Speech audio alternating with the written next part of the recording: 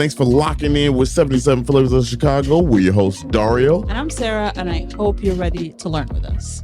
Hey, what's going on, y'all? You're supposed to say, and today we're learning. Oh, yeah, that's right. And today we are learning about Bastion Blessing. Bastion Blessing. Correct. Yeah, we're going to explain what it is. We're going to explain. Yeah. But anyway, how you doing? Good. How are you? I'm good. How are y'all doing? Good. Perfect. Good to know. How's that TikTok thing working out for you? Damn. It's back. Yeah, as of right now, it just came back. It just came back. Yeah, you was hurting over there, wasn't you? A little. 12 hours was tough. You would sleep 8 of them. That's Like 10 of them. I just hated seeing it go away. Yeah, that was crazy. So you know what I mean? That's a wild power play here in America. Listen, don't let them convince you this is about cybersecurity. Yeah. Don't let that. It's not about that. It was never about cybersecurity. You still didn't put lotion on your hands. Hey, oh, God, dog. I told you. This is critical. Look, I'm in the studio, y'all. I've been working. This is working what, in lumber? Like, what do you mean? I mean, the floor is wood. Oh, you know okay. Like shit. I'm about to. No.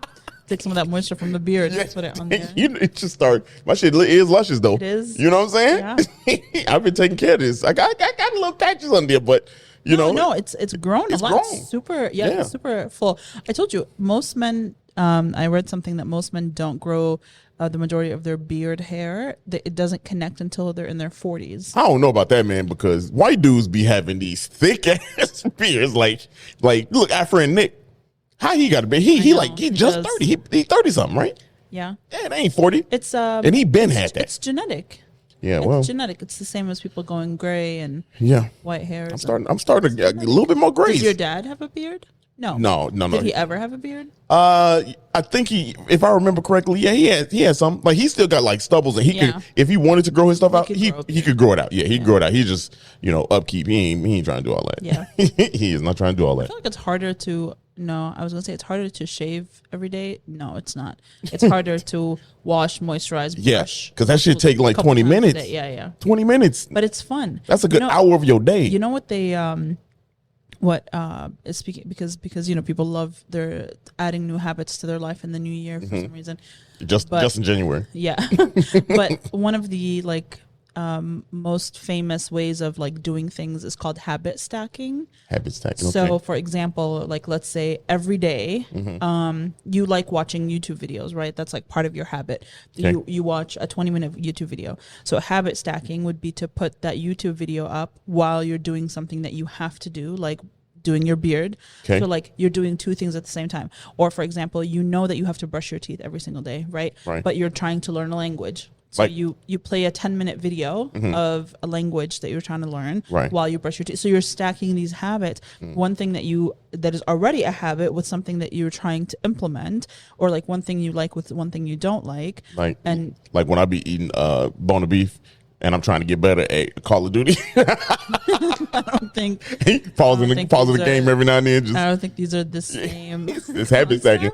My habit. I love eating. I love video games. Sure. Say this is not what it is. Sure, I guess. Yeah. You know what I mean? So, yeah. Next time you do your beard routine, put up your phone and watch a 20-minute video. One of my gray hairs came off and this shit got paranoid. I was like, oh, goddamn. Yeah, okay, I will. Yeah, we got a nice bathroom now. That's a bedroom is a bedroom combo.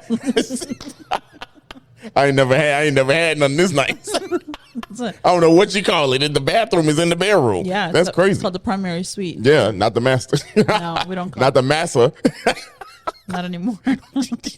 To those anybody who still call it the master suite, you got some internalized shit going on there. Here's the thing. I feel like that's okay to use in other countries, I guess, but the concept isn't.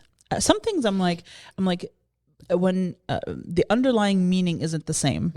You know what I mean? It was called the Pharaoh suite in Egypt. Because I guess they still had slaves, huh? The Genghis Khan suite. Anyway, let's derail. No, yeah, it did. Because, let's come back. Let's rail it back in. Let's rail it back in. I told you about this content creator that he bought a ranch in Texas and he called the guest house, and people, he was like, it's a 175-year-old guest house. People are like, I don't think. No, that's not. I don't think the guests are allowed to leave that house. I think that They say Outback on the front of it, don't it? Damn. And he Shout out to Outback. He like wouldn't acknowledge that this was. Was it on purpose? Like he was like he just didn't want, or did he play like he didn't know? I mean, no, I'm sure. I mean, he's black. Oh, come on now, bro. He was playing. He had to be playing. Maybe some things are like hard to talk about online. Yeah. You know what I mean? What you mean? Like he had a hard time explaining that he didn't. Yeah. He genuinely didn't know that was a slave. I mean, it would be insane if he genuinely didn't know that was a slave house. Hey man, I'm not getting into it. How you would not know? Neither here nor there. I don't know his. He said it's a log cabin guest house. Come on. He might have been adopted in Florida where they don't have books. Anyway, this is super messy. Yeah, this is. Hey, look. Hey, this is different. Today we're talking about Bastion Blessing, which is a company that was based out of Chicago that made things like soda fountains and bars and like literally like the bars, the serving bar, and they were in restaurants and stuff like that. So the way we found out about it was, do you want to share the story of how we? Yeah, so we were at one of our favorite restaurants, Edgebrook Cafe, and all the way up north, and we were just sitting there talking to the new owner. We had come back and we were there with the new owner, Sean. And I don't know how we got into that particular conversation, but he was saying he was giving us an idea about Brunswick. Yes, he was. Yeah. And then he was also talking about more ideas for things to do that he had found since he had just taken over from Chris and the previous owner. And he told us this, and we were like, wait a minute, we honestly didn't come here for this.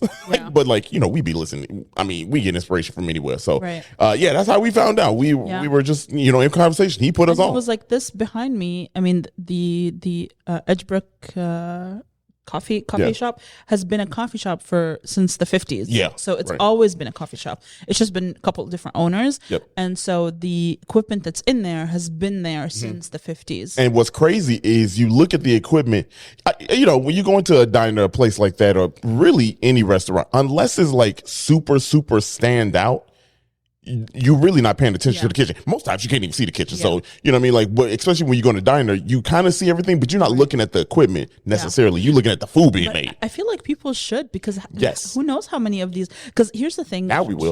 Chicago diner experiences are like quintessential to like living in the city. Yeah. I love a good diner.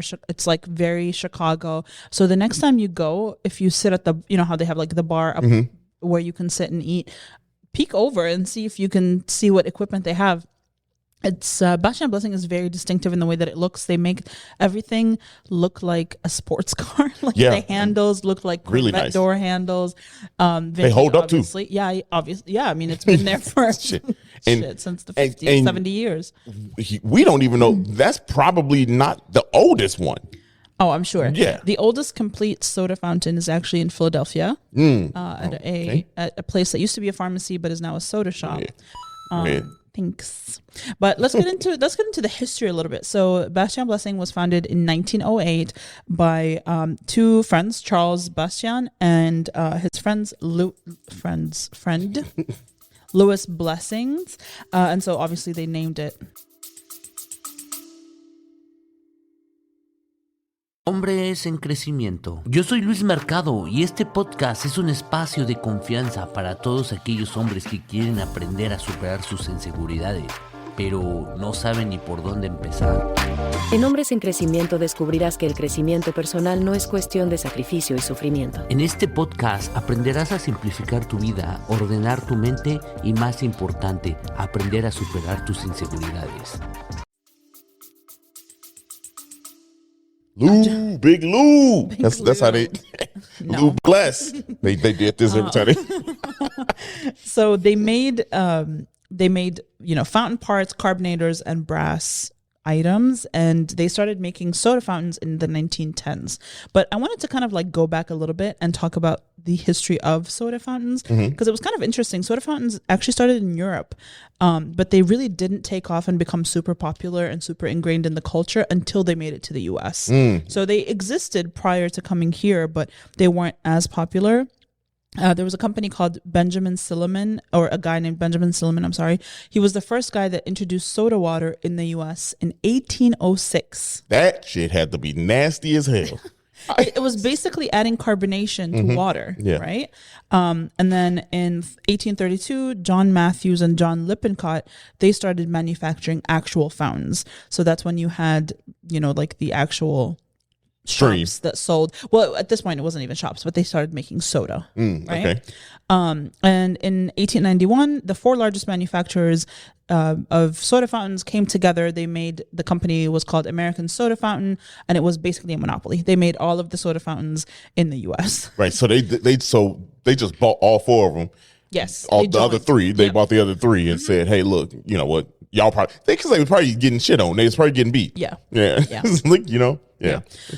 And at this point, we're still before fridges. Like fridges did not exist. So people were harvesting ice. Question. Yeah. Ooh, that's crazy. Fridges didn't exist. So obviously I think I answered my own. Refrigerated cars didn't exist either. Correct. Gotcha. Not yet. Man, Not yet. This is early. Yeah, early. And so there was still no fridges. I believe the refrigerated cars on trains came before fridges. If I'm, or at least like the commercial use of fridges. Gotcha. And they would harvest ice from lakes. And of course, the Midwest has huge lakes that get very cold. And so it's like the perfect location to harvest ice. We even talked about it when we talked about the beer episode, like early last year. We talked about how they would harvest ice. We talked about it when we did the episode on, what is that soda company that we love?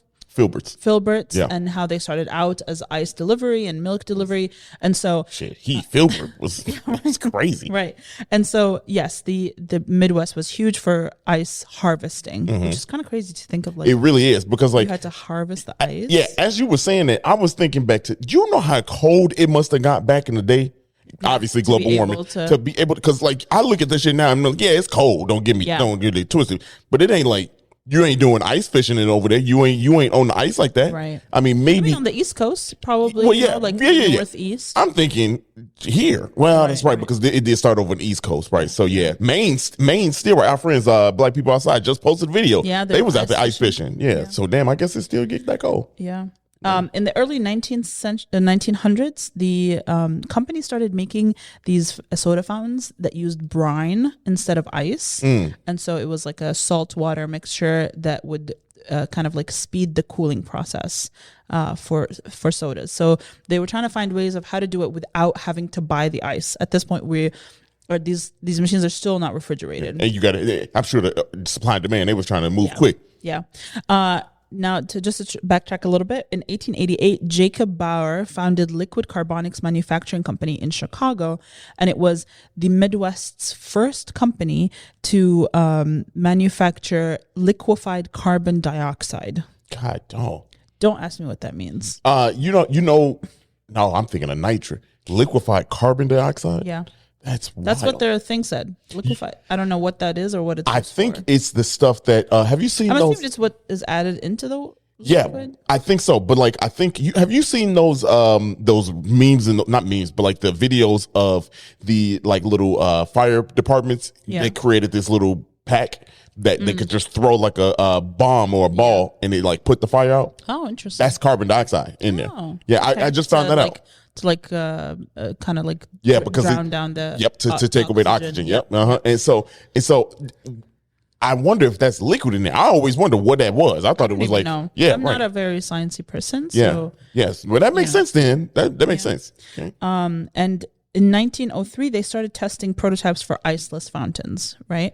Which we were now getting the brine fountains and stuff like that. And Liquid Carbonics, they started the two guys that started Bastion Blessings worked for Liquid Carbonics. They looked at each other and they're like, hey, bro, what you trying to do? You know we can do this better. Literally.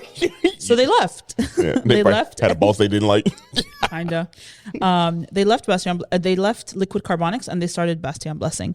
And they, in 1908, they competed with American Soda Fountain, which is the monopoly at the time. So they were like one of the only other ones that were doing it. And they took a large chunk of the market because American Soda Fountain, just people weren't trusting it as much anymore. I guess there was a lot of like faulty parts and stuff like that. And so it wasn't as reliable. So it was like prime time for them to come in and kind of like take a big chunk of the market. Yeah, see, they were sucking. Yeah. Yeah, they pause.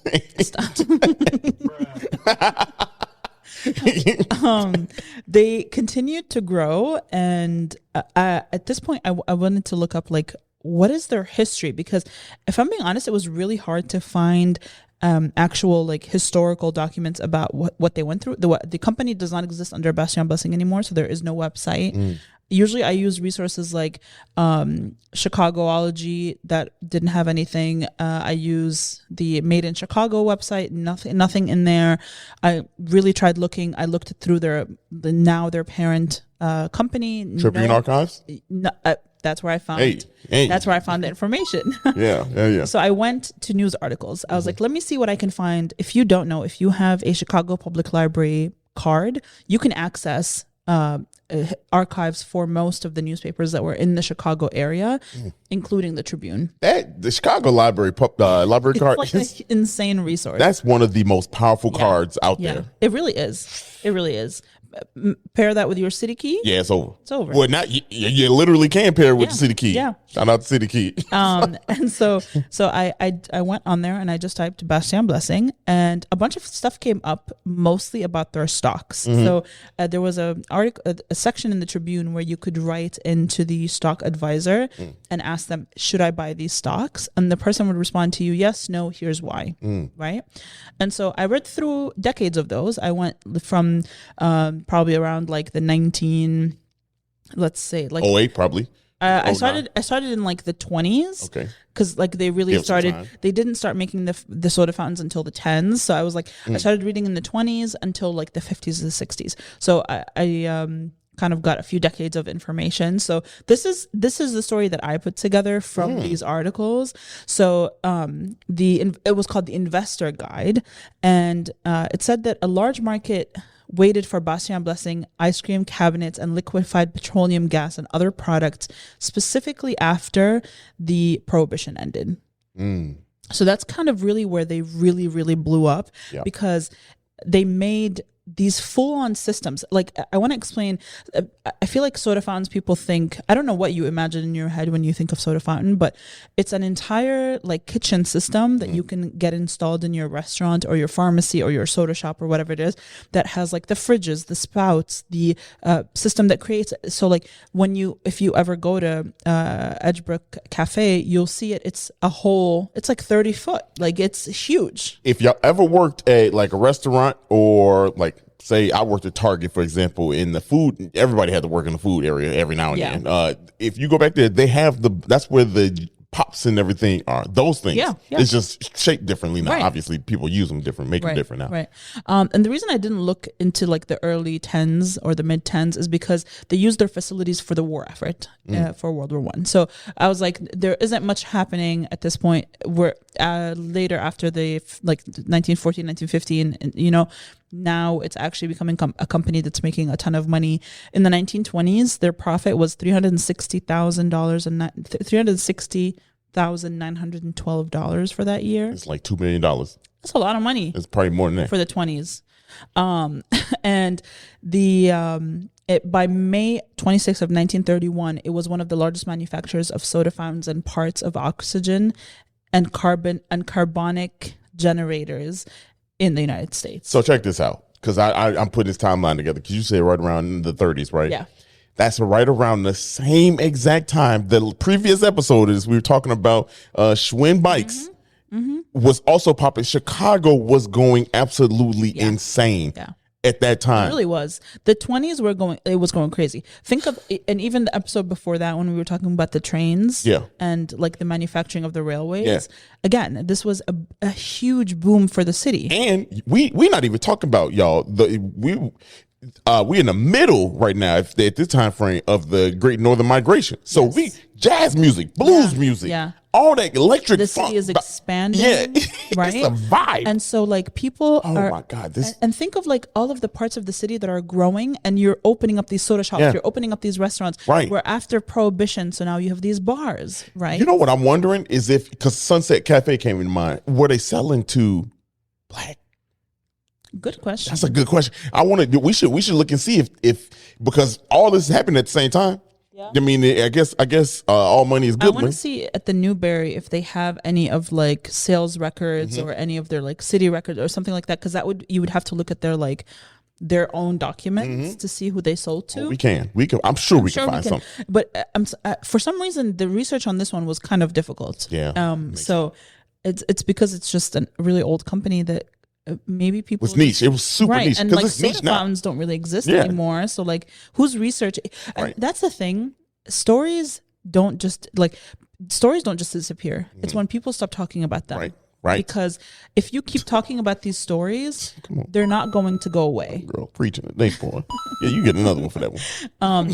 And so it's really important to tell these stories because, I might not have all the information, but maybe someone that grew up in the 50s and the 60s listens to this or sees a video about this, and they're like, wait, I remember like a soda, you know what I mean? So it's like so important to keep these stories going because, and that's how you change the narrative is that like unfortunately, we constantly have to prove that Chicago is a world-class city. And like, you can't make us forget these stories if we keep talking about them. And we archive now, baby. Yeah. We archive now. You know what I mean? Yeah. Now I'm hoping that the next time someone searches Bastion Blessing or Soda Fountain Chicago, this comes up as a resource. So now you can use this information as a resource. And I'm telling you where I'm getting metadata in, boy.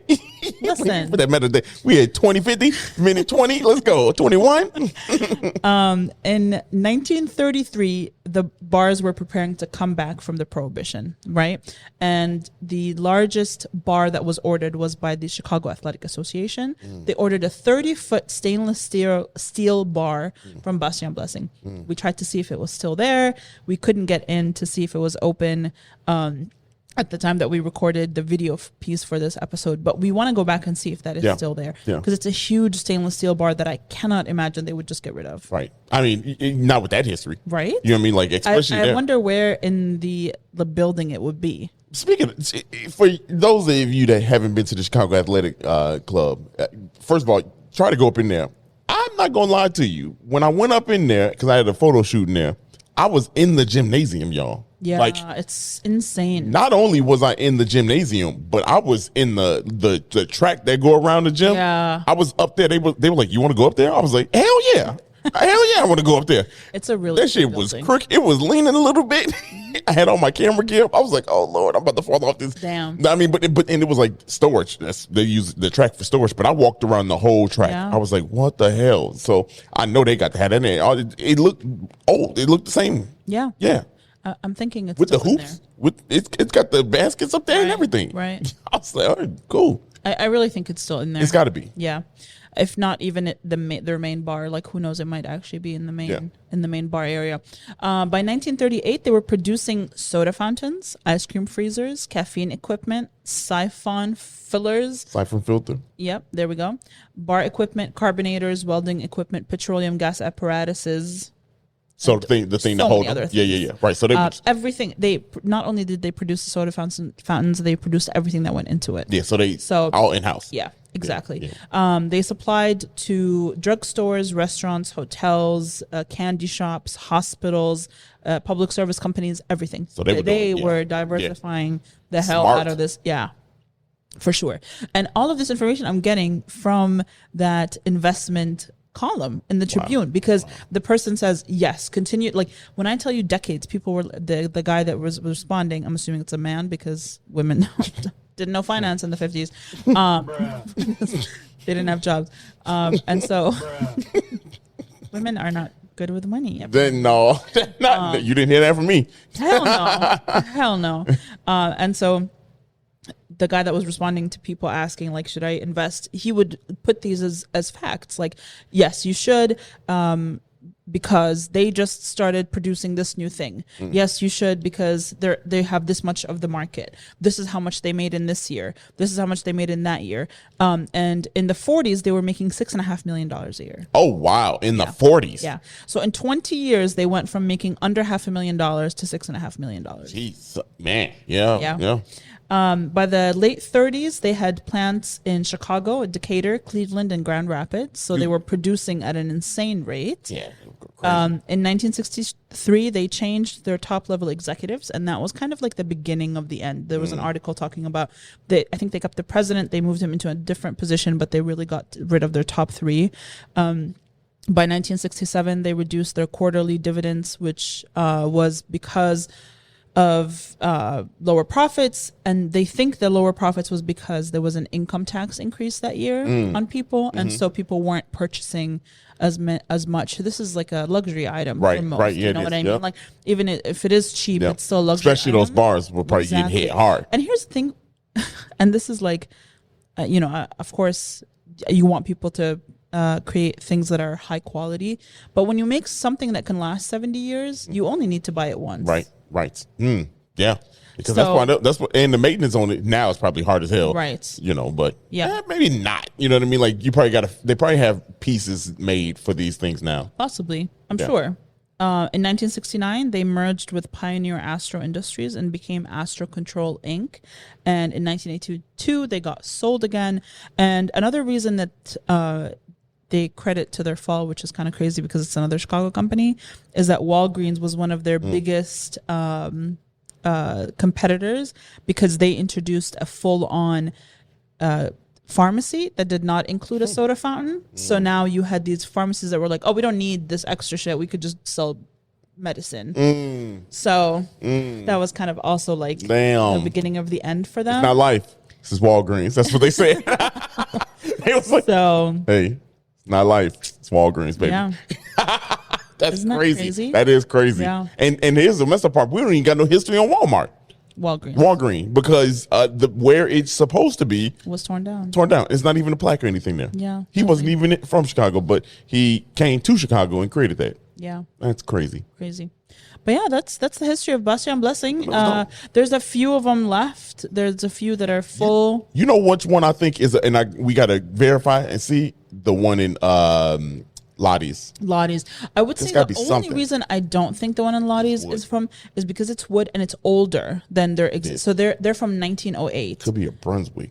It could be. Could be that. It was fully wooden and refrigerated. So it could be Brunswick. That's another story, y'all. It's Brunswick. Yeah, we have to do Brunswick soon. It's a great story. Yeah, that's a not necessarily a Chicago company, but Chicago helped make it. Yeah. Made it. Yeah.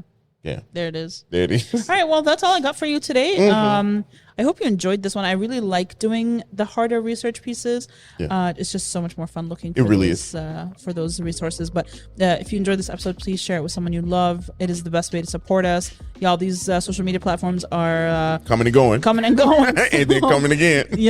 So please stop. So please send this to everyone you know so that they can listen to it and learn a little bit about their favorite city. And if you did not enjoy this episode, that's all right. Check back next week. Yep. We'll see you then. Peace.